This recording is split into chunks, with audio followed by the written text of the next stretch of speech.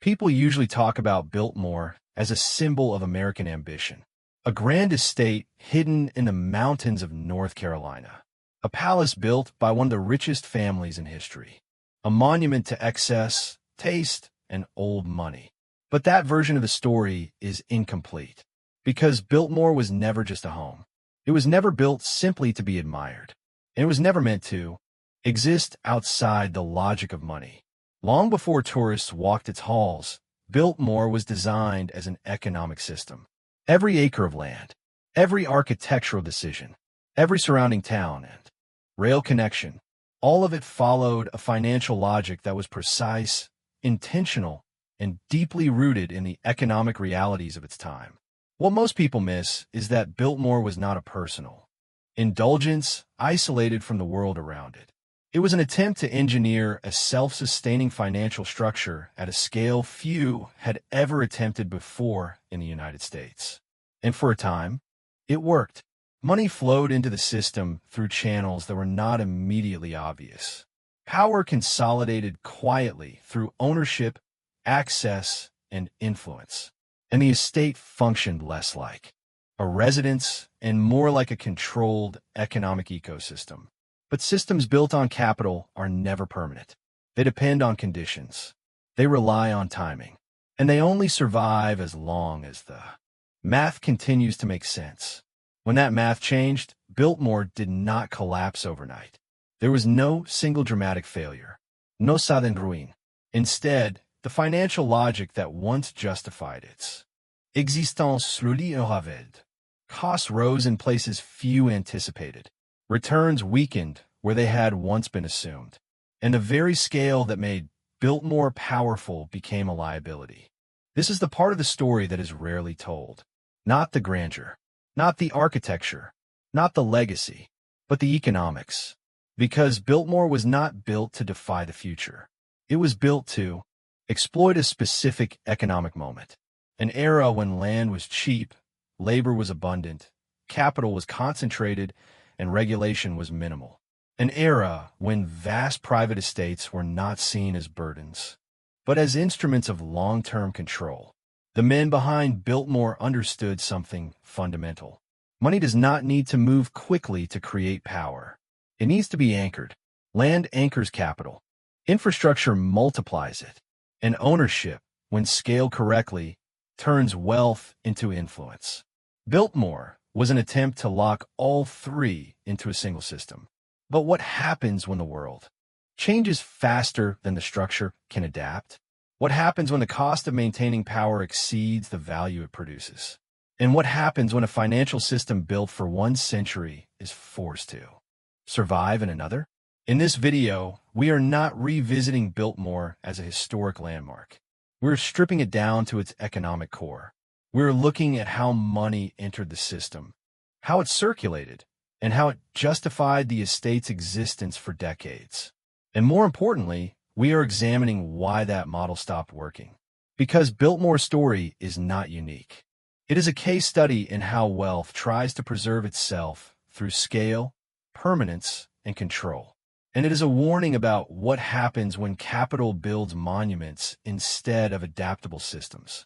If this way of looking at famous places feels different from what you're used to, you may want to follow this channel for deeper economic breakdowns like this. And before we go any further, take a moment to consider this. Before this video, had you ever thought about Biltmore as a financial system rather than a historic mansion? To understand why Biltmore could exist at all, we need to step away from the mansion itself and look at the economic world that made it possible. Biltmore was not a product of timeless wealth. It was the result of a very specific financial window in American history. The late 19th century was a period of extreme capital concentration. Industrialization had compressed enormous wealth into the hands of a small number of families. Railroads, steel, banking, and manufacturing had created fortunes so large that traditional investments could no longer absorb them efficiently. When capital grows faster than the system's designed to manage it, wealth begins to look for structure, not liquidity, not speed, but permanence. This was the environment in which Biltmore was conceived. George Vanderbilt did not inherit a balanced portfolio. He inherited a scale problem. The Vanderbilt fortune, built on transportation and logistics, was vast but unevenly deployed. It generated cash, but it also required places to store, stabilize, and legitimize that wealth over time. In that era, land was not just an asset. It was a financial solution. Large tracts of land offered something industrial investments could not. Insulation from volatility. Land did not fluctuate like stocks. It did not depend on quarterly performance. And it carried political and social weight that paper assets never could. The American South, still economically depressed after the Civil War, offered land at prices that would soon disappear forever. Labor was abundant. Regulation was minimal. And large-scale private ownership was not yet viewed as problematic. This combination mattered. Biltmore was not built in New York or New England because those regions had already priced scale out of reach. North Carolina offered room, not just physically but economically. The cost of assembling tens of thousands of acres was manageable. The cost of shaping them into a controlled environment was predictable. And the absence of modern taxation meant that holding land did not immediately punish the owner. In financial terms, Biltmore represented a conversion. Liquid industrial wealth was being converted into fixed capital. This was not an emotional decision. It was a structural one. At the time, large estates served several economic functions simultaneously. They absorbed surplus capital. They reduced exposure to market swings. They created platforms for experimentation in agriculture and forestry. And they transformed wealth into legitimacy. Biltmore was designed to perform all of these roles at once. The scale of the project only makes sense when viewed through this lens. The mansion itself was expensive, but it was not the core investment. The land was. Forests, farms, and surrounding infrastructure were meant to operate as productive assets. The estate was envisioned as a working system, not a decorative one. This is why Biltmore included managed forestry at a time when logging was still largely extractive. It is why agriculture was approached scientifically rather than traditionally. And it is why rail access was integrated into the estate's logic. Each of these choices reflected a belief that Biltmore could become economically self-supporting, or at least economically justifiable. But justification depends on assumptions. One assumption was that land would always appreciate relative to labor and maintenance. Another was that large private ownership would remain politically acceptable.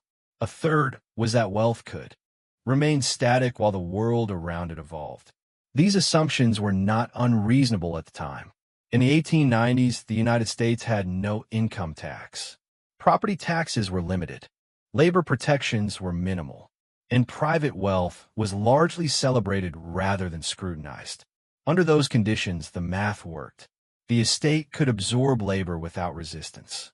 It could operate without regulatory friction. And it could exist without needing to produce immediate returns. But embedded in this setup was a quiet vulnerability. Biltmore was designed for an economic environment that rewarded permanence. It was not designed for one that rewarded efficiency. The larger the estate grew, the more it depended on stable external conditions. It needed cheap labor. It needed favorable tax treatment. It needed political tolerance for concentrated ownership.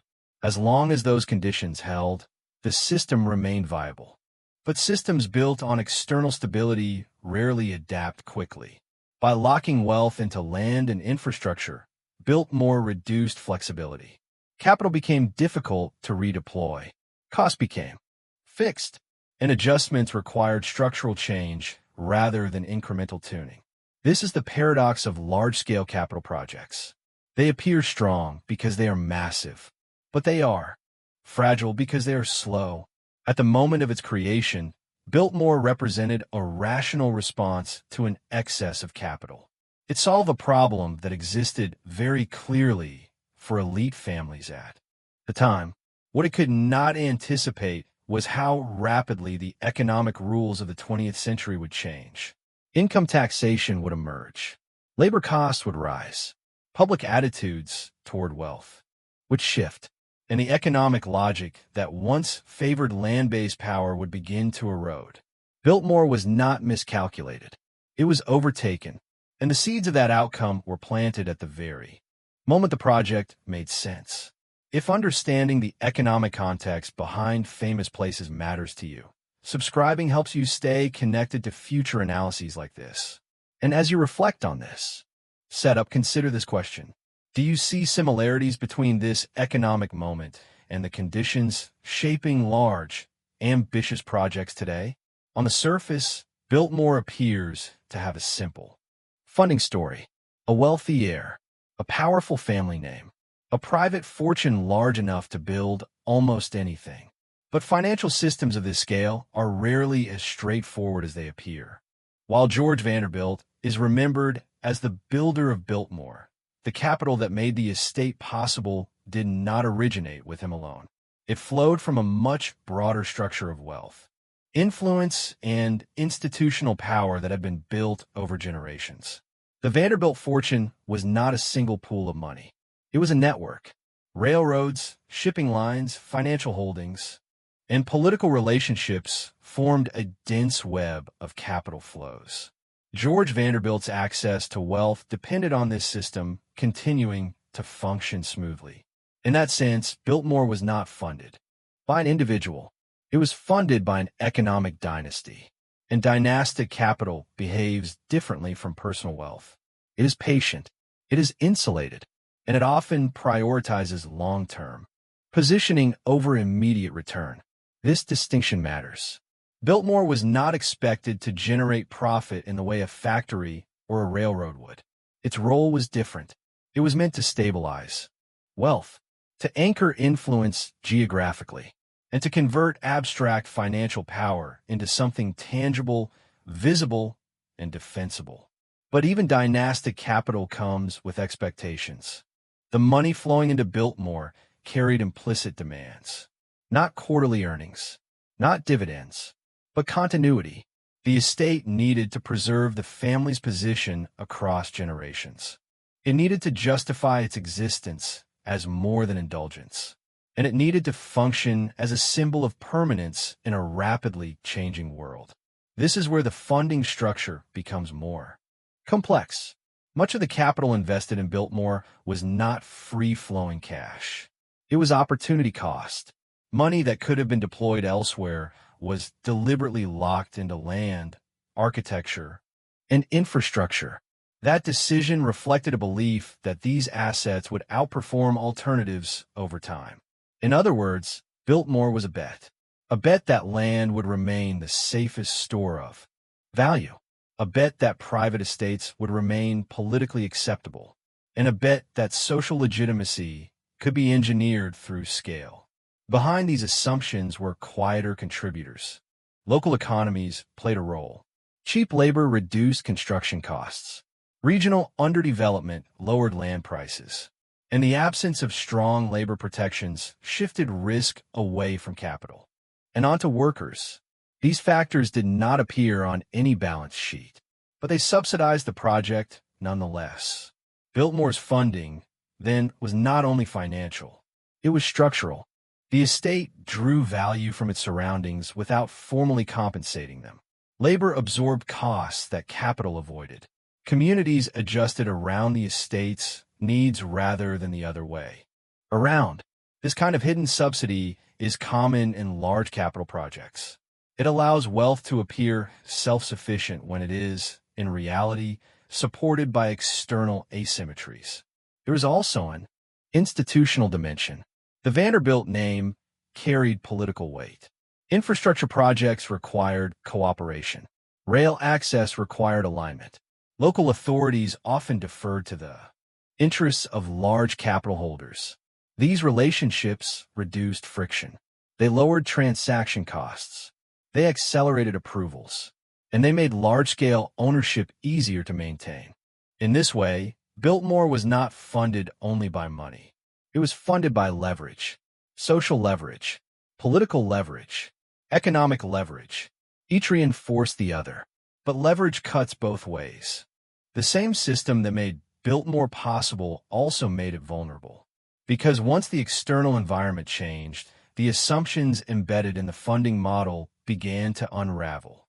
Labor became more expensive. Political tolerance for concentrated wealth declined, and institutional support became conditional rather than automatic. The capital behind Biltmore did not disappear, but its priorities shifted. As the 20th century progressed, the Vanderbilt fortune faced pressures from taxation, fragmentation, and diversification. Wealth that had once been centralized became dispersed among heirs and obligations. Biltmore, locked into a fixed structure, could not adapt to this change easily. The funding model had assumed continuity, but continuity is fragile. When dynastic capital fractures, large fixed assets are often the first to suffer. They require consensus to maintain. They demand ongoing investment, and they produce returns that are increasingly difficult to justify. In hindsight, Biltmore's funding structure reveals its central weakness. It relied on a form of capital that was powerful but inflexible, strong but slow. As long as the dynasty held together and the economic environment remained favorable, the model worked. Once either of those conditions shifted, the logic behind continued investment weakened. And this is a pattern that extends far beyond Biltmore. Large projects funded by concentrated wealth often appear invincible at their peak, but they depend on assumptions about stability that history rarely honors. If this hidden side of funding structures adds depth to how you understand famous places, staying subscribed helps ensure more analyses at this level. And as you think about the capital behind Biltmore, consider this question. In cases like this, do you think influence and continuity can be more valuable to investors than direct financial profit? This is where Biltmore stops being a symbol and starts revealing itself as a system. Because despite the popular image of Biltmore as a lavish private estate, it was never intended to be economically passive.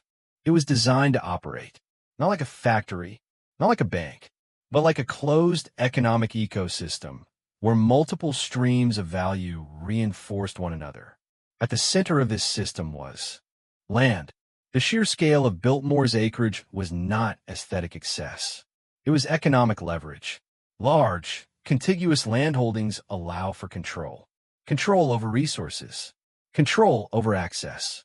Control over future options. Forests were not decorative. They were managed assets.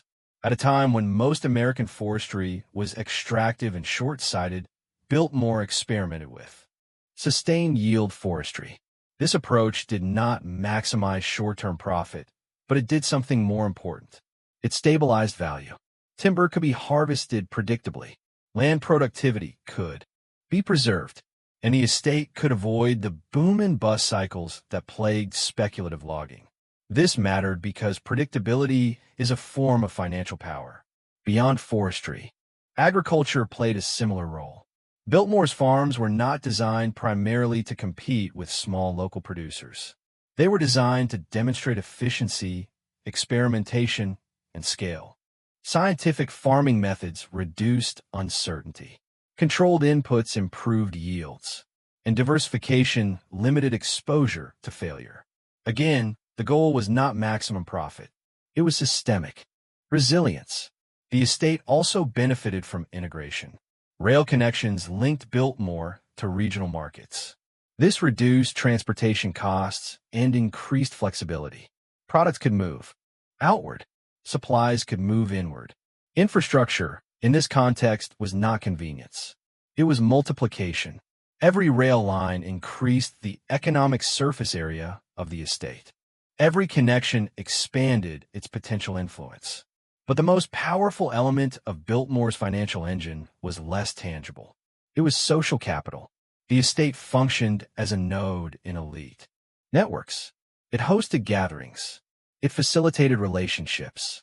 It reinforced the Vanderbilt name as synonymous with scale, refinement, and permanence. This kind of value does not appear on ledgers. but it compounds. Access creates opportunity. Opportunity reinforces position, and position attracts further capital. In this way, Biltmore converted physical scale into social leverage. The architecture itself supported this process. The mansion was not just a residence. It was a stage. Its scale communicated stability. Its design suggested inevitability. It implied that the wealth behind it was not transient. This perception mattered. In economic systems, belief often precedes reality. If others believe a structure is permanent, they behave as if it is. They invest time, attention, and trust. Biltmore benefited from this effect. Local economies adjusted around it. Labor flowed toward it. Institutions accommodated it. All of this reduced friction and increased efficiency. For a time, the system worked remarkably well. Costs were high, but predictable. Returns were indirect, but steady. And the estate fulfilled its primary purpose, anchoring wealth in a way that felt stable, legitimate, and defensible. But efficiency at scale has a hidden cost. Systems optimized for stability often resist change. Biltmore's financial engine was built for an era when land ownership conferred unquestioned authority. It assumed that private control over vast resources would remain acceptable. It assumed that labor would remain cheap and compliant. And it assumed that the symbolic power of scale would always outweigh its expense. These assumptions held for longer than many might expect, but they were not timeless. As the 20th century progressed, the environment around Biltmore changed. Labor began to organize. Regulation increased. Taxes emerged where none had existed before. Each change introduced friction. Maintenance costs rose steadily. The labor required to manage forests, farms, and infrastructure became more expensive. And the indirect returns that once justified these expenses became harder to quantify. The system began to strain. What had once been a closed loop of reinforcing value started to leak. Land still existed, but its political meaning shifted. Social capital still mattered, but it no longer justified unlimited expense. Infrastructure still connected the estate to markets, but those markets had diversified. Most critically, the estate's economic engine lacked adaptability. It could not easily shrink. It could not easily pivot. And it could not easily convert fixed assets back into liquid capital without sacrificing its core identity. This is the vulnerability of monumental systems. They are powerful because they are large, but they are fragile because they are specific. Biltmore's financial engine was optimized for a world that no longer existed. As costs continued to rise and returns became increasingly symbolic rather than economic, the logic behind maintaining the system weakened. What remained was an impressive structure with declining justification. At this stage, the question was no longer whether Biltmore worked as intended. It had. The question became whether it could continue to work under new conditions. And that is where the system began to fail. Not through collapse, but through gradual misalignment. Costs that once made sense no longer did. Returns that once felt sufficient became insufficient. And the balance that sustained the estate tipped slowly, almost imperceptibly, in the wrong direction. This is how financial engines die. Not with noise, but with arithmetic, if deep system level. Explanations like this are useful to you. Subscribing helps ensure more analyses at this level of detail. And as you reflect on how Biltmore functioned, consider this question. Do you recognize similar financial engines operating quietly beneath famous places today? Power, once established, is rarely free to maintain. This is the part of the story that is often overlooked, because decline does not arrive as a single event. It arrives as accumulation. At Biltmore, the costs did not explode suddenly. They crept upward year after year, quietly eroding the logic that had once justified the estate's existence. The first pressure came from labor. What had once been an abundant and inexpensive workforce began to change. Wages rose. Expectations shifted. and labor became something that had to be negotiated rather than assumed. Running Biltmore required constant human input. Forests needed management. Farms required coordination. Buildings demanded upkeep. Infrastructure aged and needed repair. Each of these systems had been designed for permanence, not efficiency. As labor costs increased, the estate's operating expenses climbed. Disproportionately, there was no easy way to reduce scale without undermining the entire system. Next came taxation. For much of Biltmore's early life, private wealth existed in a lightly taxed environment. That world did not last. Income taxes, property taxes, and estate taxes reshaped the economics of large private holdings.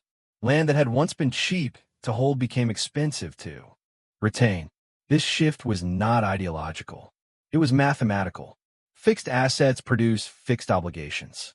And as those obligations increased, the estate's financial flexibility declined. The structure of Biltmore amplified this problem. Because the estate had been built as a closed system, it resisted partial adaptation. You could not easily sell a wing of the mansion. You could not easily divest a forest without disrupting land management. And you could not easily reduce labor without affecting productivity.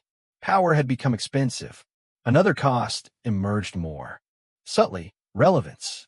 The social value of monumental private estates declined over time. What had once symbolized leadership and stability began to appear excessive and outdated. This shift mattered.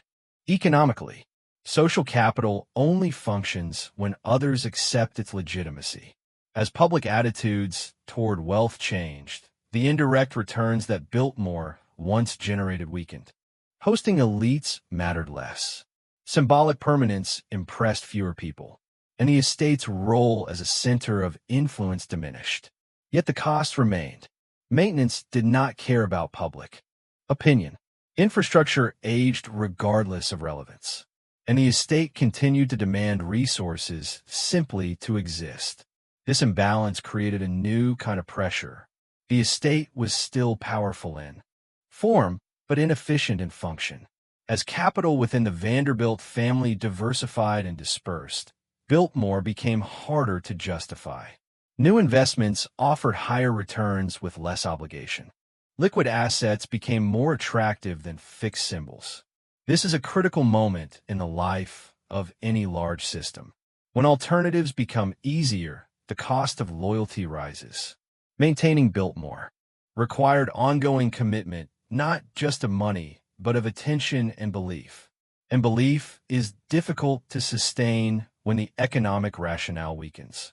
Over time, the estate shifted from being a solution to becoming a question. Was it still preserving wealth? Was it still anchoring influence? Or had it become a legacy obligation inherited rather than chosen? These questions do not appear in financial statements, but they shape decisions just as powerfully. At Biltmore, the answers increasingly pointed in one direction. The system was no longer aligned with the environment around it. It still functioned, but no longer made sense. And when systems reach that point, change becomes inevitable. Not because anyone intends it, but because economics eventually overrides sentiment. If you're still following this analysis closely, this channel was built for viewers like you. And as you think about the rising costs behind Biltmore, consider this question. At what point do you think maintaining power becomes economically unsustainable, regardless of legacy or prestige? Breakdowns in large economic systems rarely announce themselves. They do not arrive with alarms or sudden failure. They emerge when the logic that once justified the system quietly stops working. At Biltmore, the breakdown was not caused by a single mistake. It was the result of misalignment. The estate had been built for a world that rewarded permanence, concentration, and symbolic power. But the 20th century began to reward something else entirely: flexibility. As markets accelerated, capital became mobile. Wealth no longer needed to be anchored in land to feel secure. It could move, diversify, and adapt far more easily than before. Biltmore could do none of those things. Its assets were fixed. Its costs were rigid, and its value was increasingly tied to perception rather than productivity. The first clear signal of breakdown was financial strain. Operating expenses continued to rise while indirect returns weakened. The estate still consumed capital, but it no longer protected it in the same way. This created pressure on decision-making. What had once been maintained by conviction now required justification. And justification, when it must be repeated, is often a sign that the numbers no longer speak for themselves. Another signal was fragmentation. As wealth dispersed across generations, centralized commitment weakened. The estate required unified support, but the incentives for that support diminished. Each additional dollar spent on maintenance became a dollar not spent elsewhere. Each decision to preserve scale became a decision to accept opportunity cost. Over time, these trade-offs became impossible to ignore. There is also a structural problem that could not be solved internally. Biltmore's economic model depended on external tolerance. Tolerance for large private landholdings. Tolerance for concentrated wealth. Tolerance for symbolic inequality. As social attitudes shifted, that tolerance declined. This did not manifest as hostility at first. It manifested as regulation. Taxes increased. Standards tightened. Expectations changed. Each change imposed friction on a system that had been designed for minimal interference. At this stage, adaptation was theoretically possible, but adaptation required transformation. The estate would have needed to change its identity, to convert private space into public utility, to turn symbolic power into operational revenue. These options came with trade-offs of their own. Opening the estate to the public meant surrendering exclusivity. Monetizing access meant reframing legacy. Reducing scale meant dismantling the very structure that defined Biltmore. None of these choices were easy, and delay, while understandable, made the eventual outcome more constrained.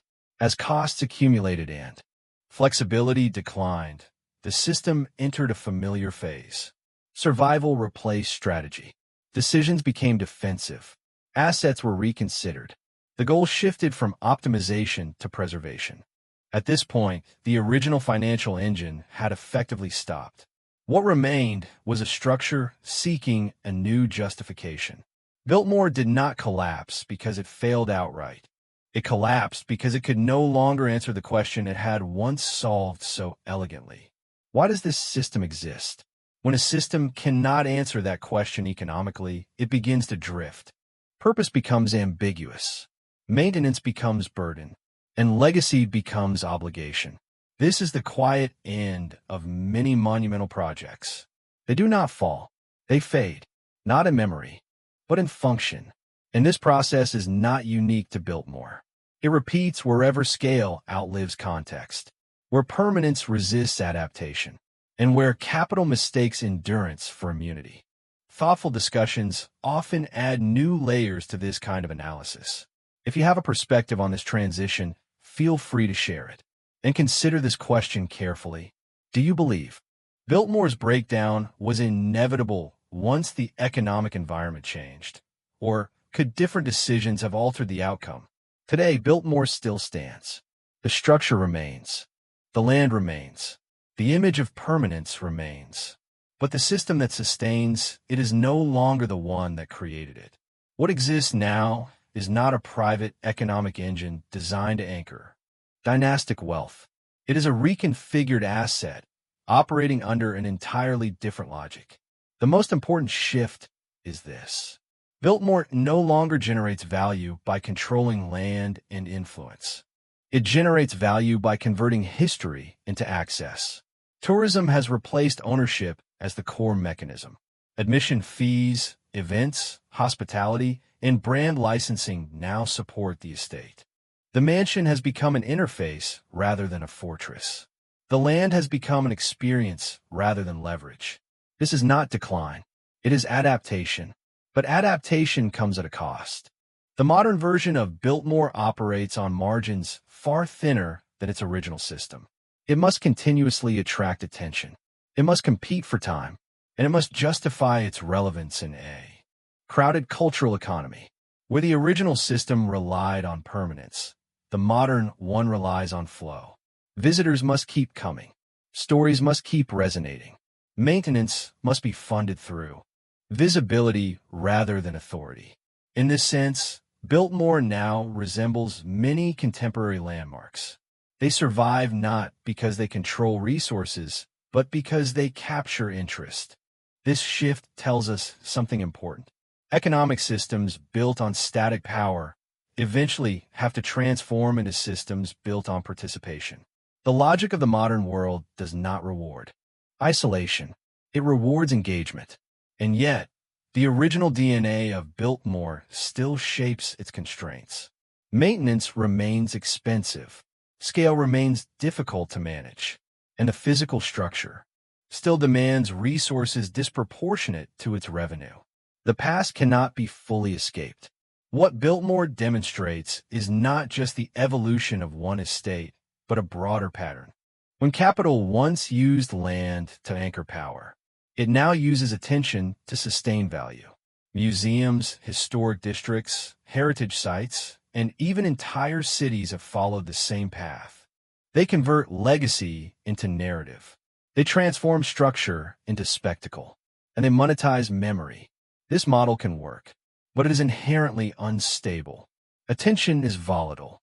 Tourism is sensitive to external shocks, and cultural relevance is never guaranteed.